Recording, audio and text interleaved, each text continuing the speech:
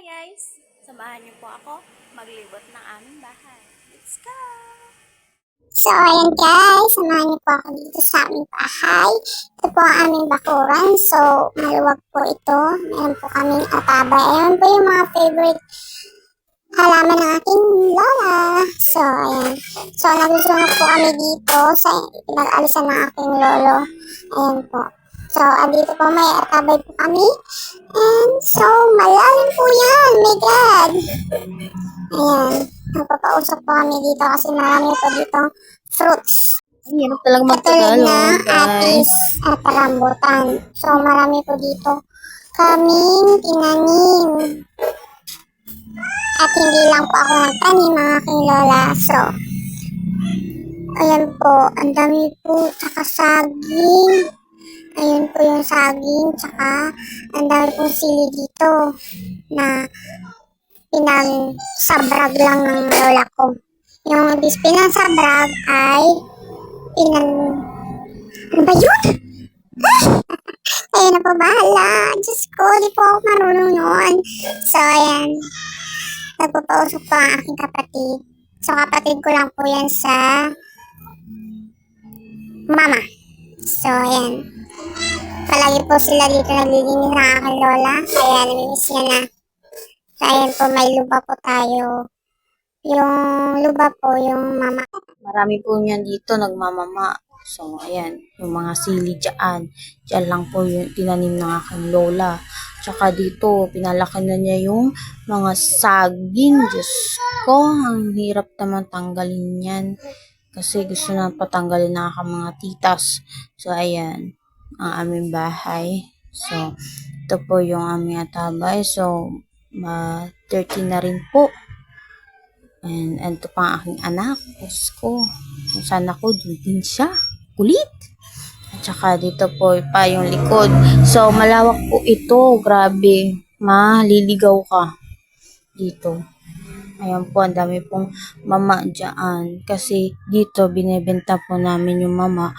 2 piso, ganun. Saka may bunga din po kami. Marami pong bunga dito sa Maraming babuyan sa maluwag po yan dito. Marami po. Tsaka ayan po yung tita ko. Diyos ko, di po tumitigil sa kakatabaho. Pag may nararamdaman yan, say hi. Pag nararamdaman yan, Diyos ko, wala na.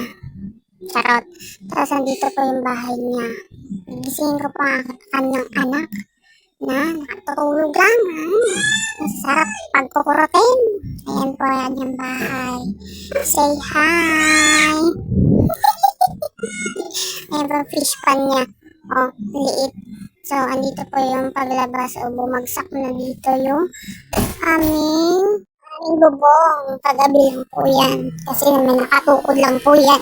So, ayan po ang dami pong papaya dito. Ang liliit lang po. Tapos, ang cute ang bunga. Ayan po. Dito po ang paglabas sa galing sa tita ko. Ayan po siya. Ang dami pong kanyang yung gawain ko. Tapos, ito na po. Yan lang po mga guys. And share and follow po kayo guys. Ayan po. Ayan po yung labasan namin. And ayan po. Andito po kami sa tabi ng kalsada. Ayan po yung tindahan namin. Pupunta naman po ako sa bahay ng aking mother, Earth. So, ayan yung sigad namin, yung kalsada namin. So, pupunta po ako sa aking bahay ng aking mama. So, ayan po, yung aso namin, napakatagal-tagal na yan dito, si Mokang. So, ayan, yung mga tinanim din ng aking mama. Kasunod po yan ang aking mga kapatid at aking anak. Diyos ko. So, ayan na po. Pupunta po tayo. Say hi. Ayan po ang aking kapatid din sa mama. And ito, si Bilog. Hi, Bilog. And dito po, kapatid na masipag. Ayan po. Ito po ang bahay ng aking mother.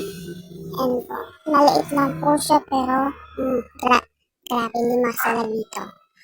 So, ayan. Babalikan po tayo ng live. Yun lang po mga guys. So, ayan po ang labasan ng aking mama. So, Yan